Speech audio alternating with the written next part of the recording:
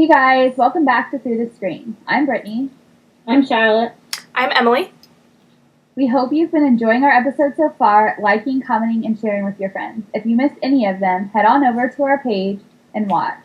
And if you're not already, be sure to subscribe while you're there. This week, we're back with all new topics, including a very important animal issue, so we hope you'll follow us once again as we join via Skype to bring you conversations through the screen.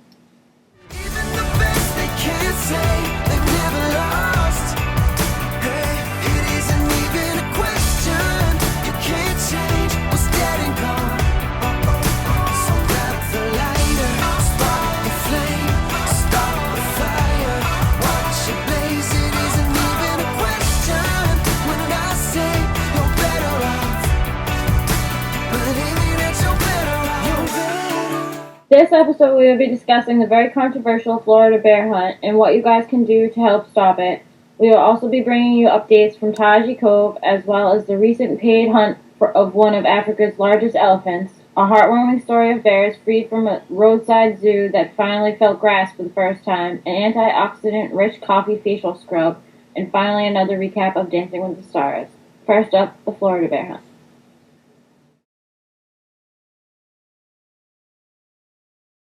This week, we wanted to spread a little awareness about a black bear hunt that is set to take place starting tomorrow in Florida. This is the first time for a hunt like this for bears in Florida in 21 years. So it's kind of a big deal. There's a lot of backlash about this, so not everyone thinks that it's okay. In fact, until 2012, the black bear was considered a threatened species in Florida. So here it is, 2015, and they're hunting them, which I find remarkable. As of now, there is estimated to be between 3,000 and 4,000 black bears in Florida. The way that they have the hunt set up is starting tomorrow. Hunters can go out to one of 33 designated hunting areas and kill one bear. And in order to do this, they have to purchase a permit, which they've had until the beginning of August until tonight at midnight to do this. And as of right now, there are 3,200 permits that have been purchased. This brought in $320,000 to the Florida Fish and Wildlife, which I kind of think is maybe that was the purpose of it. Yeah, greed. Shocker. Always. The hunt is going to at least last for 2 days. So if all 3,200 people get a bear in those days, and they're going to wipe out the black bear population, essentially. But if they have to kill at least 320 bears. So if 320 bears are not murdered this weekend, they will have the hunt continuously until October 30th, until that many bears is actually killed. It's disgusting. It's disgusting is what it is, because there's absolutely no reason for it, other than the fact they're afraid for human-bear encounters, but it's just a crop.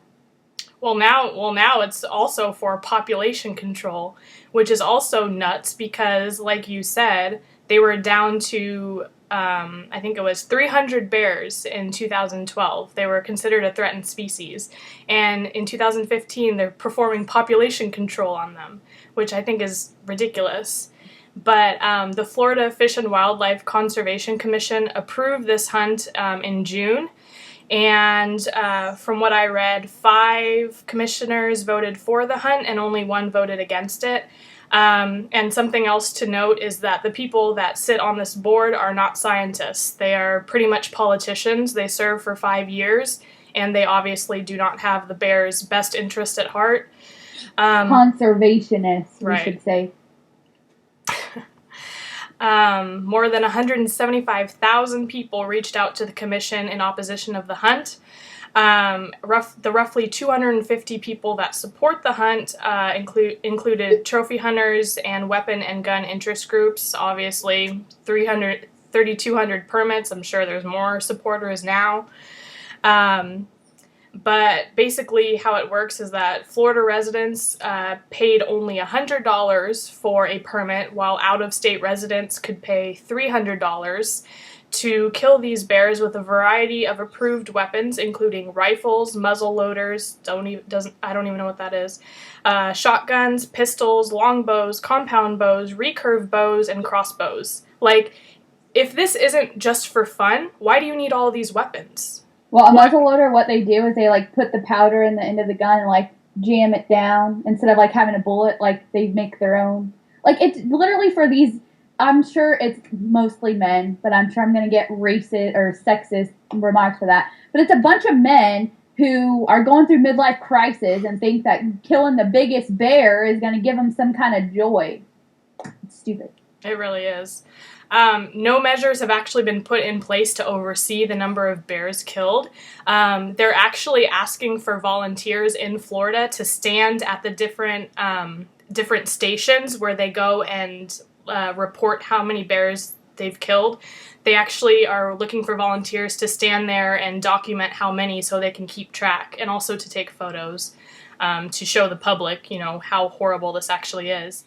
And humans have confiscated 82% of the Florida black bear's original habitat by clearing land for commercial and residential buildings because, of course, we need more of those. This isn't the only solution to excessive bear contact. Some alternative measures have been suggested to the Florida Fish and Wildlife Commission, such as relocation, bear-proof trash cans, and even sterilization. They've gone as far to suggest that, which I don't personally agree with. But, they thought maybe that could change their minds, but, their minds have obviously been set, most likely because of the money that they are receiving from these permits. Mm-hmm. Yep.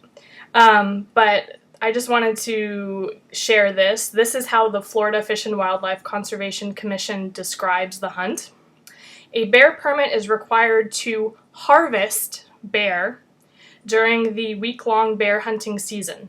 There is no limit to the number of bear permits that can be sold, but there will be a harvest quota, which will limit the number of bears that can be harvested during the season.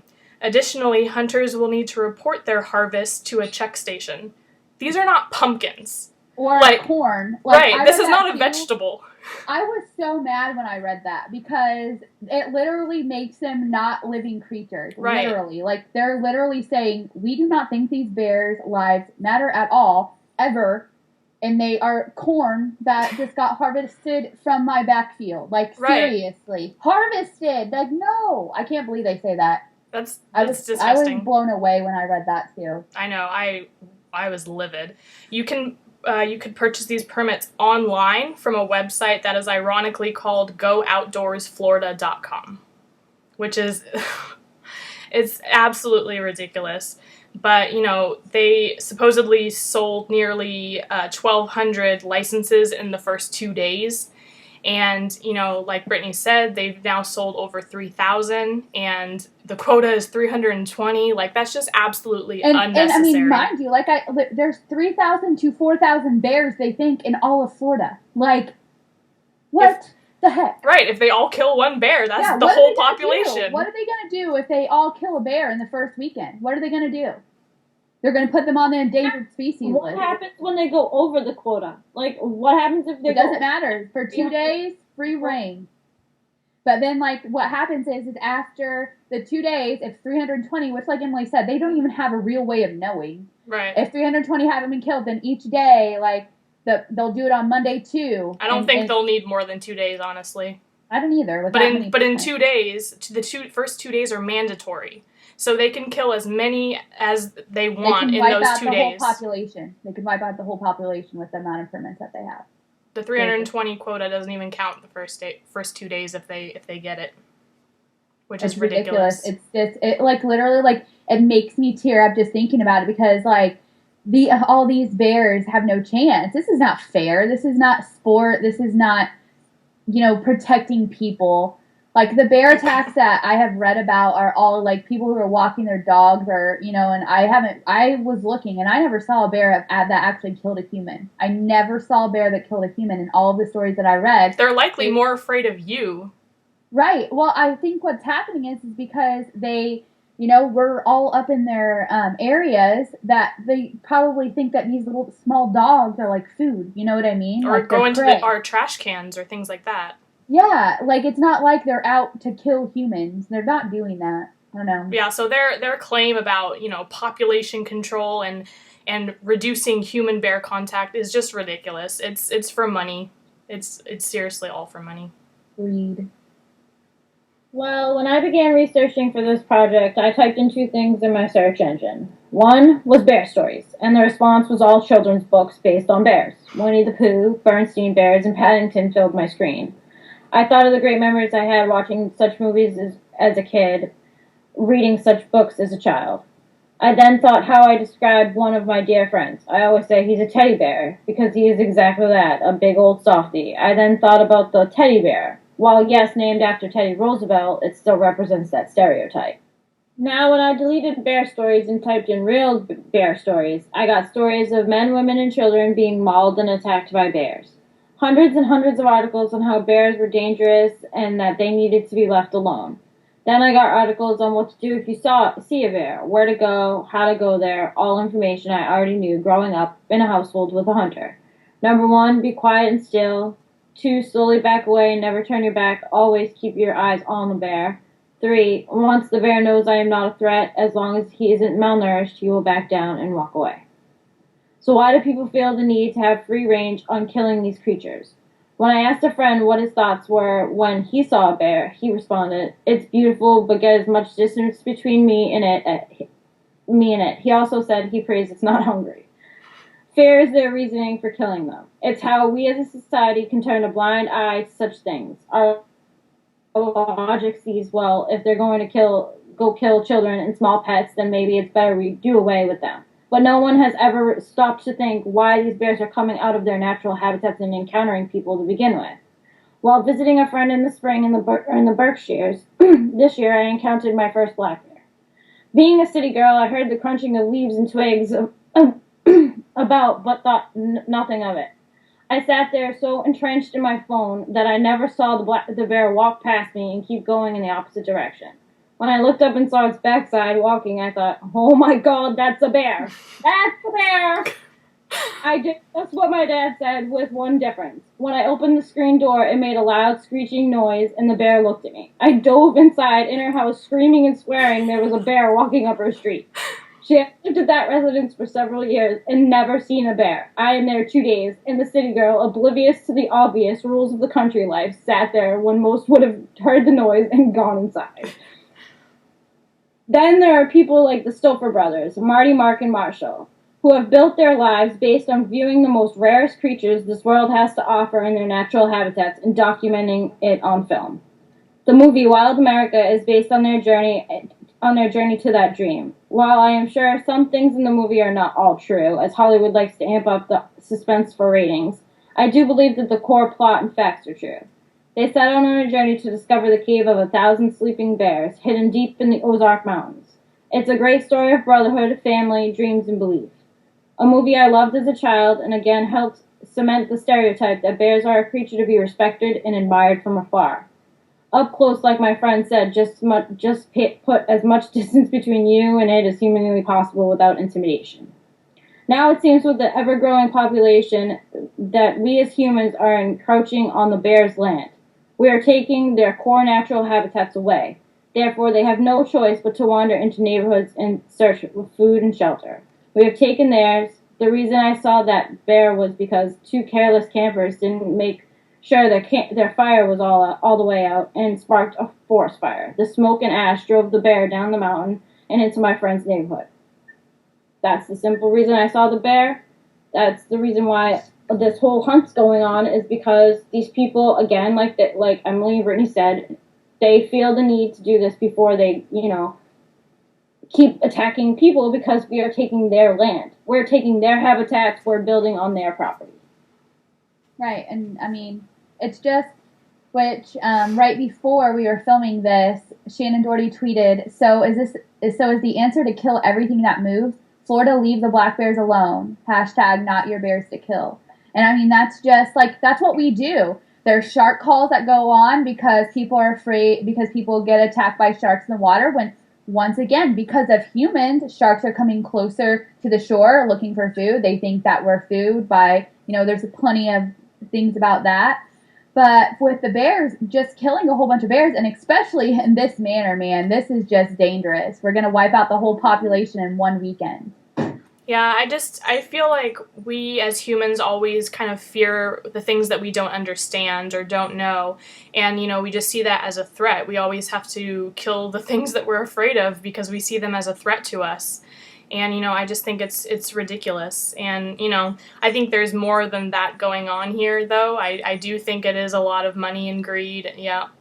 And, I cannot wrap my mind around the fact that an advanced society such as ours is doing this. Like, we talk about Walter Palmer all day long, and then, we have this happening in our own country. I don't understand. I feel like this is one of the worst things I've ever heard of. Because I know Cecil was incredibly heartbreaking, and, I'm not excusing at all what he did, but, I cannot believe they're trying to purposefully kill over 300 bears, and will likely get a lot more than that. I don't understand at all. No, it's just, and they're gonna kill more than 300. I just feel it in my bones.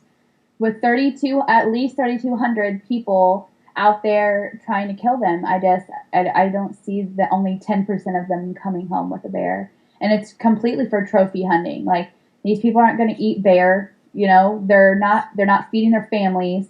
They are just doing this for the trophy, for the bearskin rug on their floor, or whatever it is that they're doing with it. They're not doing it, for anything other than that. And to keep saying that this kind of hunting is conservation, it burns a fire in me, because it's just crap. It's absolute crap. You're not conservationists when you're going to put them right back on the threatened species or even extinct species list. Seriously. Through your conservation.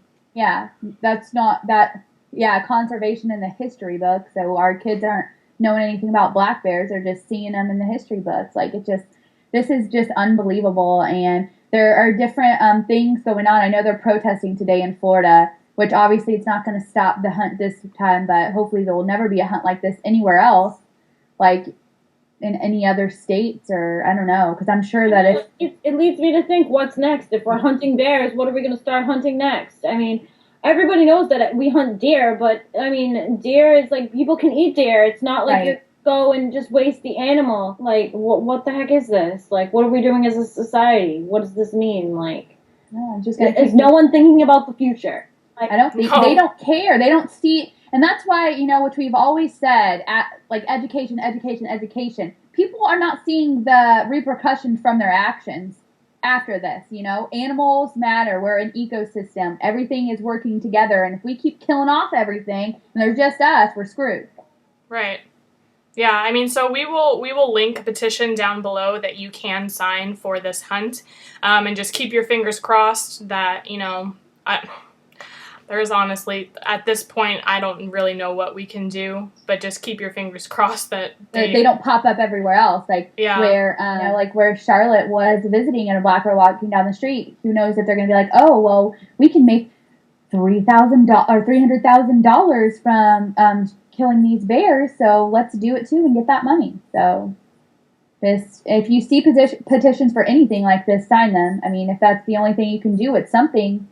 Petitions do change things. I mean, it's not the most effective thing ever, but at least it's something that we can do to try to be productive and use your voice and educate the people around you. Yeah, and I think they're also trying to do like a social media campaign. So I think they're trying to get people to take pictures, with some kind of quote about what you feel about this hunt. Hashtag FWC, which is the Fish and Wildlife Commission, hashtag, I think it was one of the governors, or so. I'll put it down below, and also hashtag Stop Florida Bear Hunt. So share it on social media, do whatever you can. If you live in Florida, definitely go to one of these protests, but we need to stop things like this from happening.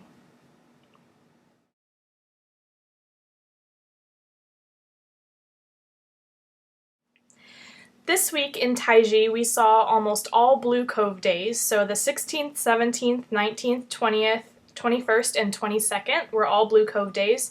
but October 18th was a Red Cove Day, with a slaughter of a pretty large pod. Dolphin Project and Cove Guardians have different numbers. Dolphin Project says about 12 to 15. Cove Guardians say 20 to 25.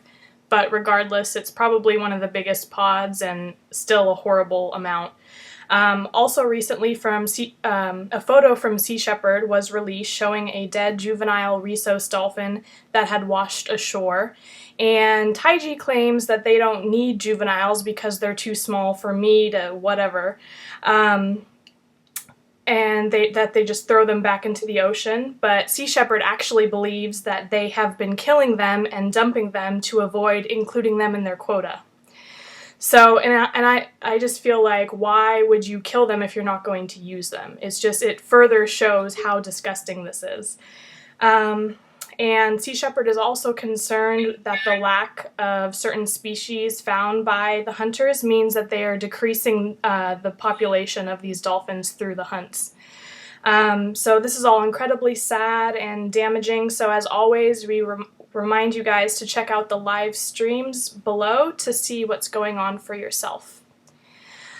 We also wanted to discuss a recent story of a German hunter and real estate CEO, Rainer Shore, that paid $60,000 to kill what was believed to be one of the largest elephants in Africa in almost 30 years. Just like Cecil's killer Walter Palmer, Shore paid to obtain a permit to privately hunt the bull elephant. Shore supposedly loves hunting and partly owned a farm of 12,000 to 13,000 acres in Nambia just so that he could freely hunt. His hunt of the elephant is technically legal, but has sparked further debate over trophy hunting. Something that I read in the article that bothered me was a quote from his former partner, who's actually the one that turned him into PETA, who said that hunting an elephant isn't really a challenge, and he doesn't know why people do that. Like, why would you shoot any animal, is my feeling. But it's just so sad to see this happen over and over again. Obviously, Cecil was not the first. He's definitely not the last. And, it's just crazy that there are people that don't see this as a problem because they're affecting the wildlife population in ways that they don't even understand. And it's all for fun and the thrill of hunting and being in power. So, it's just really sad, and we will continue to bring you updates on the story if we see any. Finally, in our animal news, Sea Shepherd's development and advancement expert, Farrah Smith, announced a Halloween challenge to save the vaquita porpoise from extinction as part of Sea Shepherd's Operation Milagro, or Miracle, located in Mexico's Gulf of California. Some of the things that you guys can do to take part are a frightful selfie and post it to social media with the hashtag #ExtinctionIsScary.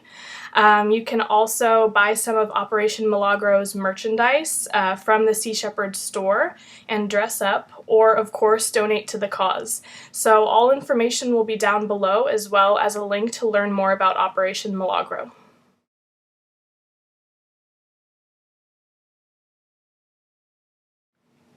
This week for our happy story, it's about 4 elderly bears who now feel grass under their feet after being in cages from a zoo and in pens after the zoo closed in 1995.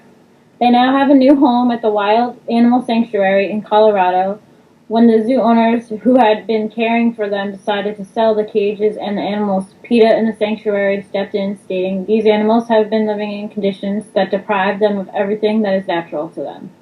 Not only do the 4 bears suffer from physical problems, they also suffer from mental ones as well. The 4 bears, whose names are Fifi, Bruno, Pocahontas, and Marcia, are now free and roaming the sanctuary, enjoying everything that nature has to offer.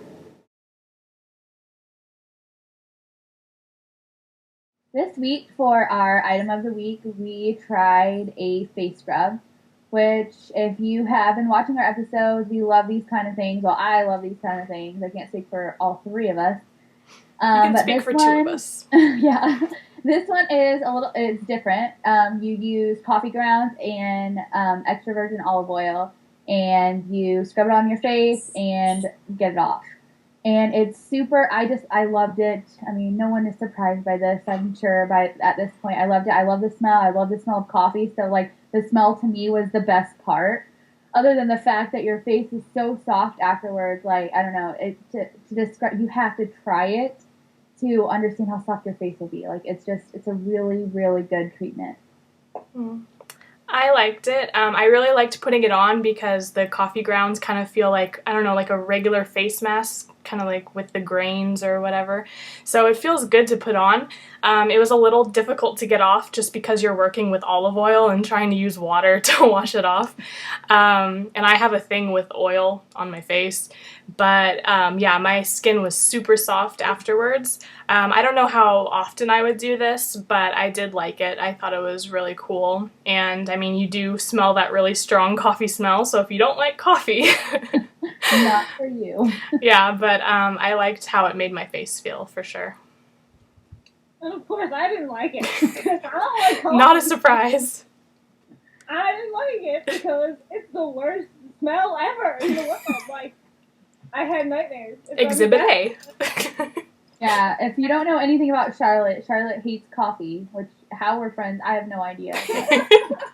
This is kind of torturous, but if... I will admit, though, that it did make my face soft. So, I mean, it does its purpose.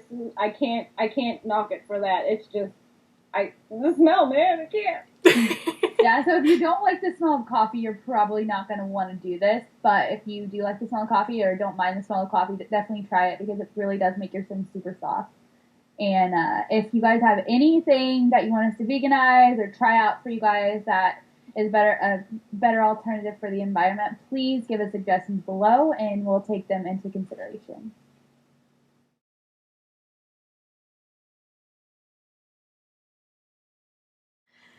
This week on Dancing with the Stars, the contestants performed their interpretations of some of the most iconic dances.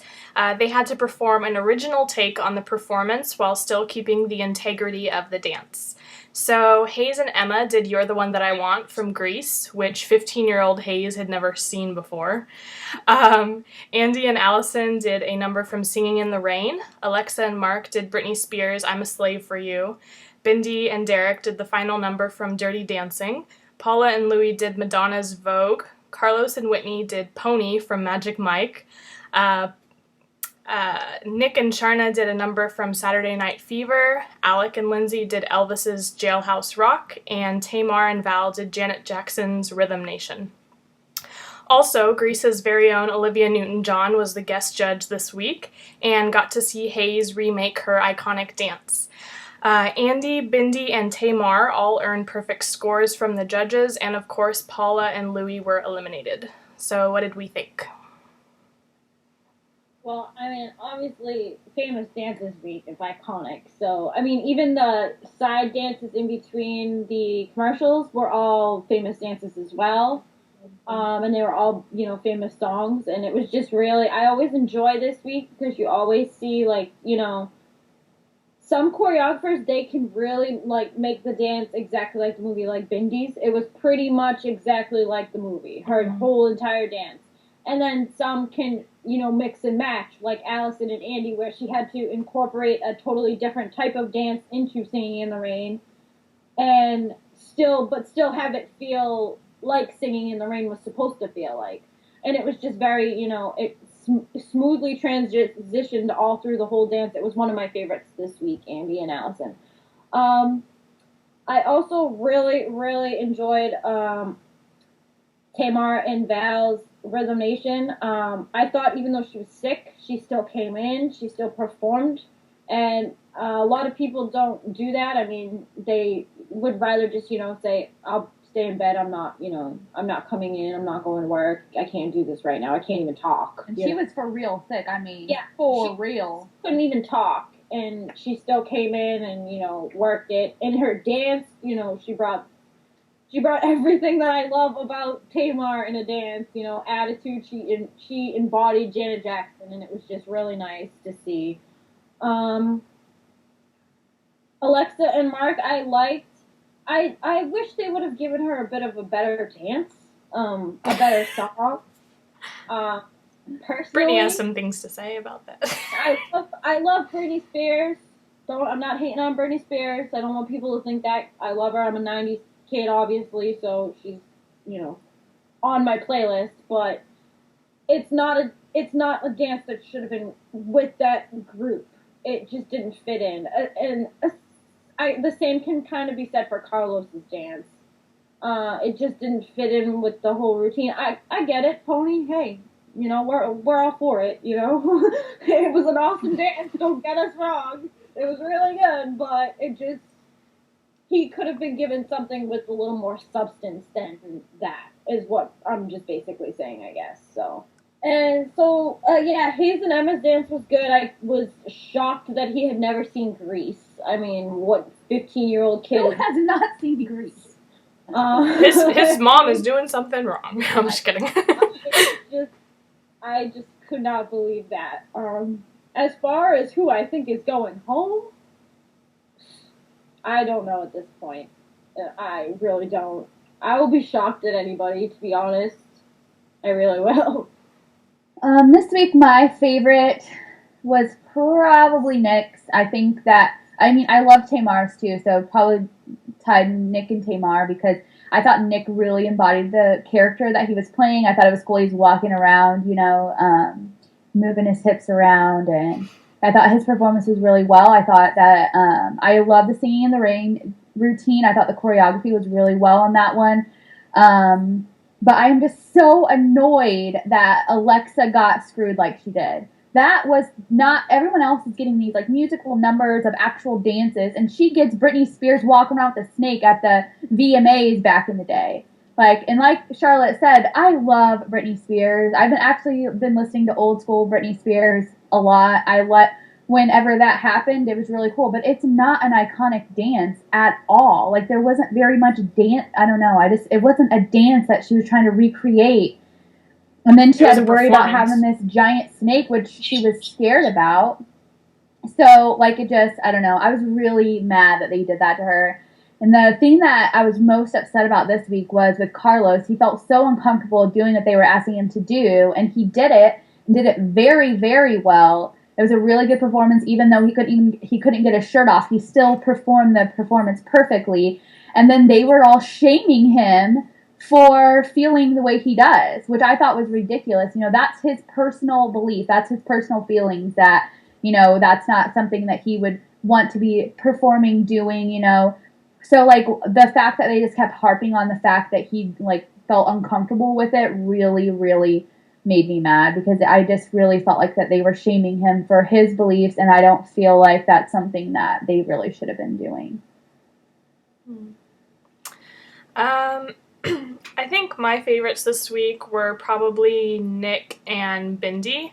I think both of them really got into the dance. Like, I loved Bindi's because it was, like Charlotte said, it was so close to the original dance. And I don't know, I just thought they did a really good job. And Nick, I think, really got into character and was really crisp on the moves. Same with Bindi. I also really liked Carlos's dance, just because even though he felt uncomfortable, he really got into it. And even though he had that kind of wardrobe malfunction, he still pushed through. There were some that I wasn't super impressed with. I really liked Andy's dance, but like Charlotte said the other week, I felt like all of the different, like the stairs and everything kind of limited their movements a little bit. There was like weird breaks that I saw. I don't know. Maybe it's just me, but I wasn't super impressed with Tamar, because I felt like I just kept waiting for it to have that super powerful like hit, and I don't know. I'm also not that familiar with the song or the dance, so that could also be what it was. But yeah, as far as who goes home, I honestly have no idea. At this point, it's really difficult to tell. I'm thinking possibly Alec, only because there are still some people that aren't familiar with who he is, although, you know, what he did was amazing. He doesn't really have the fan base as like a lot of the other ones do. So that's the only one that I can think of, but I will be shocked with anybody. Yeah, I forgot to say that. I will be shocked with anyone too. I just really don't want Alexa to go home. But I mean, yeah, I think Alec, or maybe, I don't know. I guess we're just going to be really shocked on Monday, like. I know, my worry is that, like, because a lot of times with this show, sometimes the public doesn't vote right and the wrong person goes home that should have been there. I mean, again, like we said, we'll be shocked with anybody, but if somebody like Nick goes home, or like Bindi or Alexa, Tamar, somebody like that, if they go home, it's kind of like, like, okay, America put it, Yeah. But like Emily said, it's about, fan base sometimes. So. Yeah. But tune in with us next week and we'll give you our thoughts, and hopefully everyone will be evenly matched with their dances. And let us know what you guys think. Who do you guys think that is going to go home, and just put it down below. For this week's Song of the Week, we chose Ellie Goulding's On My Mind. Ellie, or Elena Jane Goulding, hails from the UK. With several albums under her belt, she is no stranger to our mainstream radio stations. Many of her singles are featured in television and movies, such as Awkward, 50 Shades of Grey, and Divergent, just to name a few. The video for this song is set in Las Vegas on the Strip, directed by Emil Nava, who has directed such videos as Ed Sheeran's Thinking Out Loud, Calvin Harris's Outside, also featuring Ellie, and Price Tag by Jessie J. It is a story of a girl who stays with a man for his money, but realizes that no amount of money is worth being cheated on and treated like crap. So she decides to rob his casino on horseback with a friend. Excuse me. I mean, of course, the video is a little out there, but it is also a bit funny to think of someone strolling into a Vegas casino on horseback to seek their girlfriend revenge. I encourage everyone to listen to her many singles available on iTunes and check out her videos on YouTube. We will link this video down below. I really like this song. It, as the song states, is always on my mind when I listen to it. But yeah, it's super catchy. When you listen to it, it'll definitely be stuck in your head. I think the video is really cool. I really like the colors and the scenery. I mean, it, like Charlotte said, it is a little bit out there. You're seeing them walk through a casino on horseback. But yeah, I mean, I like the video. I like the song. And I like a lot of her stuff. Which I like Ellie Goulding in general. I think that we all three do. But I love the video for it. I think it's perfect. Like, I would, if you first, I've listened to it before I saw the video, and, I would never have thought of that video, but I think it's perfect, and I would do that. So, yeah, I really, really, really like this song of the week. So, like we said, just check out the video down below, and check out all her music on iTunes, and let us know if you've done that, and let us know what songs you picked that you like, and just let us know what your opinions are. Okay guys, that's our show. We hope you enjoyed this installment of Through the Screen. If you did, be sure to like down below and also subscribe to our channel. We also appreciate any feedback that you may have. We post new videos every week, and we'd love for you all to join us and tell your friends. Next week, we will be doing a very special Halloween episode with some of our favorite movies and TV shows, so you won't want to miss it. Until then, thanks for watching, stay informed, and we'll see you next time. Bye!